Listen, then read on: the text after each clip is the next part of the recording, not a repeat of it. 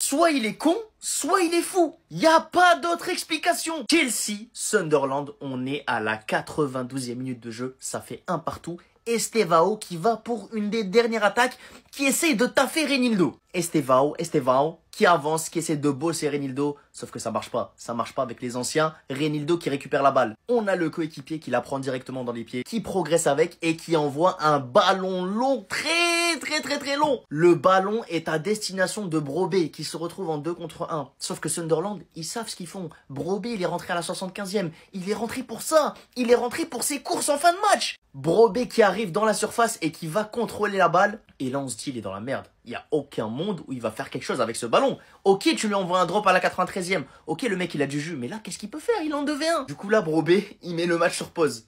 Il défend son ballon, il bouge pas. Il est dur sur l'homme. Il temporise, il attend l'arrivée de ses coéquipiers. Notamment l'arrivée de lui, là. Talbi, qui est aussi rentré en deuxième mi-temps. Et qui est aussi rentré pour cavaler. Et Brobé, il le sait, il met directement la passe à Talbi. Et Talbi qui arrive sans froid, il sait ce qu'il a à faire. Plat du pied, enroulé, Roberto Sanchez n'arrive même pas à plonger, il n'a pas le temps parce que ça va trop vite. But de Talbi. 2-1 pour Sunderland qui va aller gagner ce match à la 93e minute contre Chelsea. Chelsea se fait climatiser et Chelsea descend à la 8e place. Et pendant ce temps, Sunderland, ils sont 2e avec un match d'avance, bien sûr, sur Manchester City et Manchester-Liverpool. On va voir ce que ça va donner ce soir. Mais les gars, c'est le monde qui est à l'envers ou c'est moi qui suis à l'envers? Sunderland 2e, Manchester United 4e. Qu'est-ce qui se passe? Bon, je dis ça, bien sûr, mais Liverpool et City vont jouer, ils vont gagner leur match et on va revenir à la normale. 18h, alors je vous parle, le week-end, il est terminé. Fini. Ils ont découpé mon week-end. Je sais même pas où je trouve la force de faire ce débrief. Parce que ma journée, elle est finie. Ils ont ruiné ma vie. Ils ont ruiné ma vie, frère. La journée, elle est terminée. J'ai plus là, j'ai envie de rien faire, là. J'ai plus envie de rien faire, là. J'ai même pas envie de continuer le débrief. C'est fini. Demain, il y a encore des matchs, mais j'ai... L'énergie, là, ils ont pris mon énergie. Ces deux-là, en fait, ils attendaient quoi? Ils attendaient la Saint-Glinglin. Ils attendaient quoi? Défaite 2-1 face à Sunderland. Le duo maudit. Désormais, c'est eux. Ils ont remplacé le duo d'Isasi Badiachil. Car désormais, c'est eux le duo maudit. Chalobah Tosin. Et vous attendiez quoi, en fait? Vous attendiez du renfort jusqu'à quand, en fait? Comment? Brobé, il protège son ballon en surface de réparation. Et les deux restent derrière lui comme ça. Chalobah, il reste comme ça. Et voilà, il attend. Il attend qu'un joueur de Sunderland arrive pour pouvoir tirer. Cette scène, elle a duré, j'ai l'impression, 30 secondes. J'ai l'impression qu'ils sont restés comme ça pendant 30 secondes. C'est que Shalby arrive et tire et marque. Et je le sentais, hein, que dès que Maresca a sorti Josh, que le duo maléfique nouvelle génération allait nous jouer un sale tour. Parce que le petit, il a fait le match de sa vie aujourd'hui. Il a fait le match de sa vie, laissé jusqu'à la 90e. Et dire qu'on avait ouvert le score à la 5e minute de jeu. Derrière, on prend un but sur une touche. C'est la deuxième fois de la saison qu'on prend un but sur une touche. Pour le coup, Achepong, il a été fautif sur cette touche. Je sais que si on prend pas ce but-là, le match aurait été totalement différent parce que derrière Sunderland, ils ont mis le bus, voilà. Ils ont mis le bus tout le match. Ils ont garé un bus comme pas possible. Ils ont joué dans leur surface de réparation. On n'a rien pu proposer derrière. Voilà, face à ce bloc bas, on n'a rien pu faire. On n'a pas su trouver les solutions. Reinildo, il bloquait tout sur son couloir. Et voilà quoi. On essaye d'attaquer. On propose même rien, hein. Face à ce bloc bas. On se prend un long ballon et on se prend un but parce que... Tout ça parce que le duo maléfique a décidé d'attendre du renfort des joueurs de Sunderland. C'est pour ça qu'on joue pas le titre, tout simplement. Là maintenant, il faut sérieusement qu'on en parle. Sunderland, ils ont eu un buzz de fou tout l'été et c'est plus que mérité. Normalement, les dernières saisons, tous les promus en première ligue, ils descendaient tout de suite. 9e journée, ils sont 2e.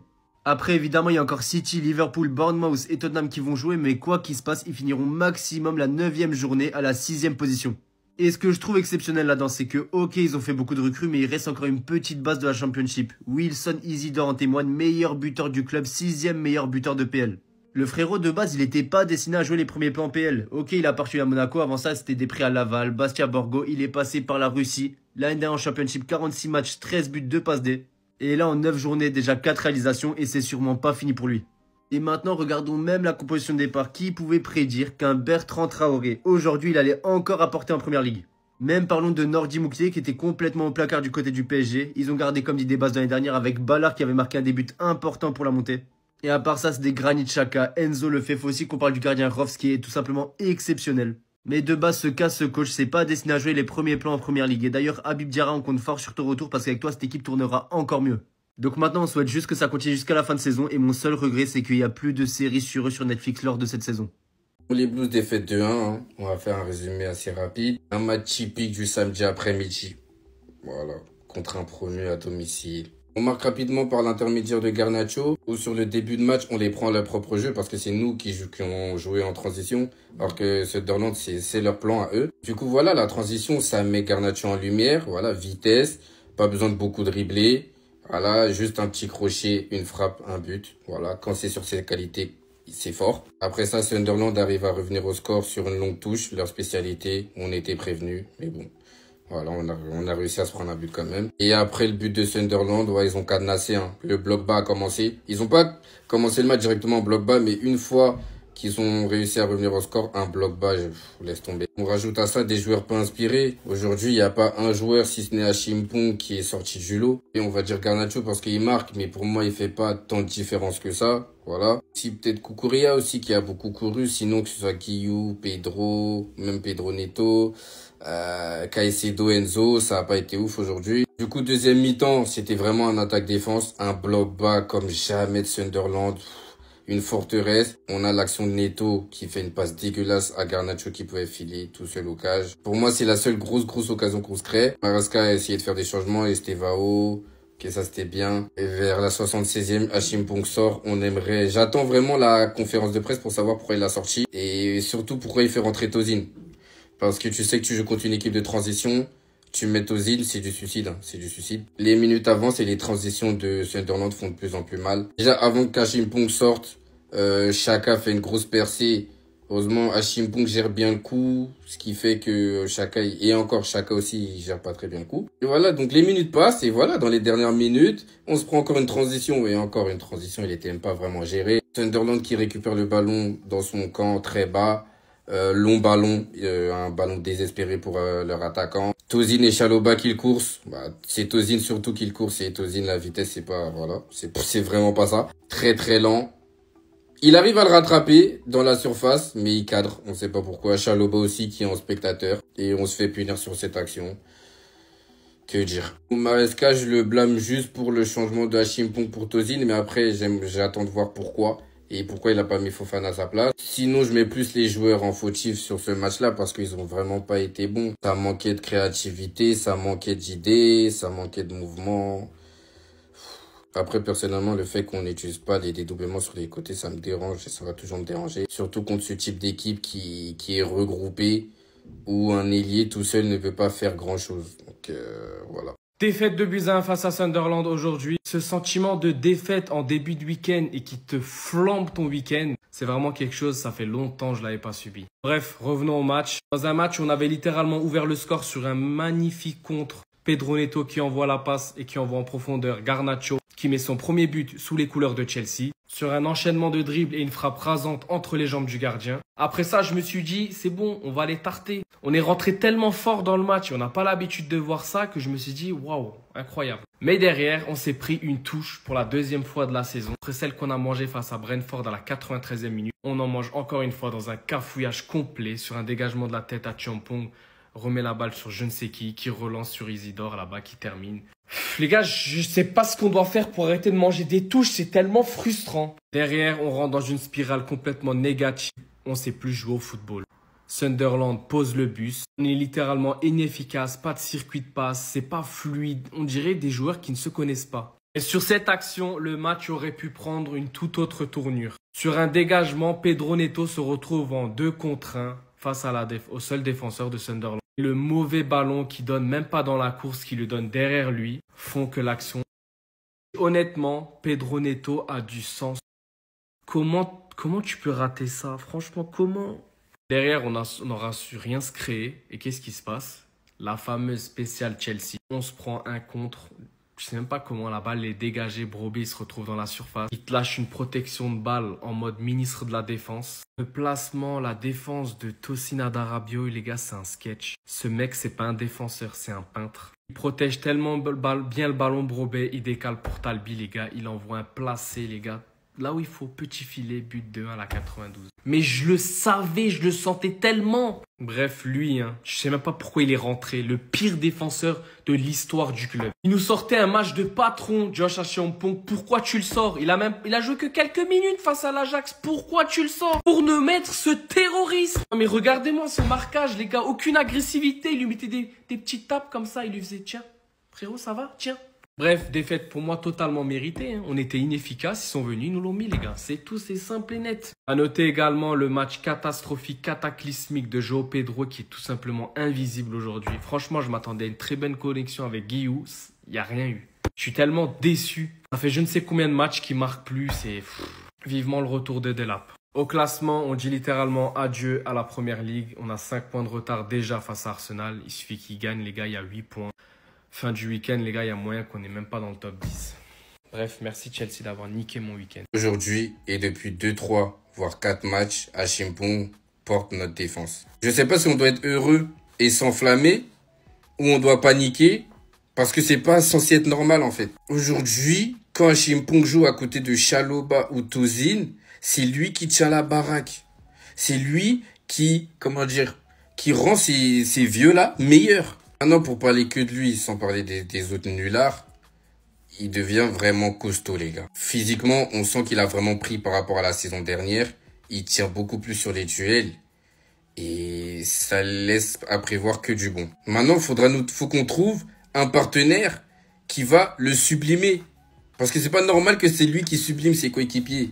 Or qu'il est jeune de fou. En tout cas, il a tout du très bon défenseur moderne. Rapide, casse des lignes, balle au pied. Comme je l'ai dit plus tôt, il tient les duels. Donc, franchement, Achimpong, oui, c'est vraiment, vraiment encourageant. Et en fait, on peut même pas être heureux parce que à côté de lui, là, c'est dégueulasse. Chelsea s'est pris une clim, les gars, dans les dernières minutes de jeu. En fait, ils se sont pris une Cole Palmer, c'est n'importe quoi. Là, donc voilà, Talbi il a donné la victoire à Sunderland. En fait, Chelsea, ils avaient ouvert le score par l'intermédiaire de Garnacho. Donc, Isidore avait égalisé. Et Sunderland, dans la dernière minute, dans le temps additionnel, ils ont calmé, en fait, les supporters de Chelsea. C'est n'importe quoi. Donc voilà, et on sait que Chelsea, par la possession, ils ont été supérieurs, mais bon, ça suffit pas. Donc c'était un match qui était plutôt équilibré au niveau des tirs et tout. Donc Sunderland, c'est une équipe qui part en contre et tout. Donc ils ont été cliniques. Au final, là, ils sont deuxième, en fait. C'est-à-dire, c'est pas rien. Ils sont deuxième de Première Ligue, juste derrière Arsenal. Et là, franchement, c'est fort ce qu'ils sont en train de faire. En fait, c'est un promu. Donc, Chelsea, ils peuvent s'en vouloir qu'à eux-mêmes. Hein. Après, Sunderland, comme je le dis, c'est pas un hasard. C'est le fruit de beaucoup de travail. Et c'est mérité.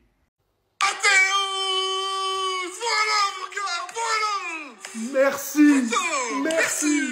Mais s'il vous plaît, juste admirez. Manchester est de retour au top.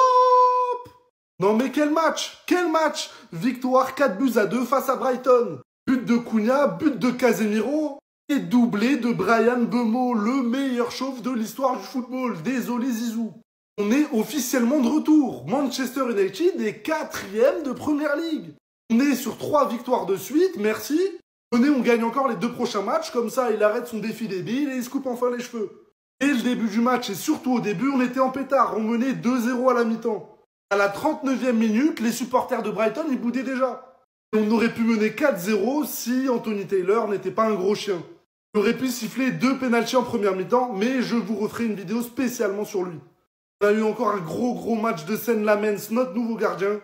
Il s'est fait un petit peu peur sur la fin après quelques changements. On a eu le droit, comme d'habitude, à un but de Welbeck, notre ancien joueur, sur un magnifique coup franc. Et au final, bon, Bryan Mbeumo est venu tuer tout suspense en mettant son but à la toute fin. Bref, victoire 4-2, on est bel et bien de retour. 3 victoires de suite, c'est parti.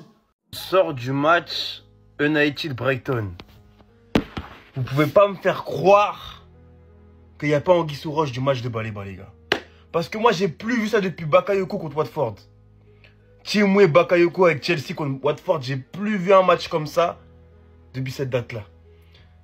Qu'est-ce qui lui est arrivé? Je sais pas si c'est parce que cet été, il y avait des rumeurs avec United, du coup, il était peut-être impressionné par le stade, ou je sais pas, ou le contexte fait qu'il n'avait pas trop la tête au terrain, je sais pas. Moi, personnellement, je serais coach, je l'aurais enlevé à la mi-temps. Parce que le nombre de passes ratées simples, les conduites de balles approximatives, mais moi, le Baléba que je connais, c'est un crack. Le Baléba que je connais, c'est un crack.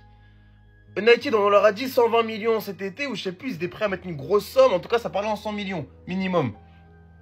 Et le Baléba que je connais, dans le marché actuel, il les vaut. Mais le match que j'ai vu aujourd'hui, ça vaut rien. Alors, c'est dur à dire, hein, ça fait mal, mais il y a Anguille sous roche. Voilà.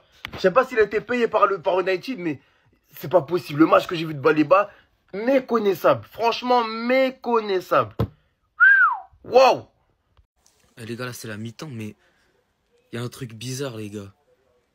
Depuis quand mon club il s'est joué au foot? Ça fait longtemps, j'ai pas vu de combinaison comme ça.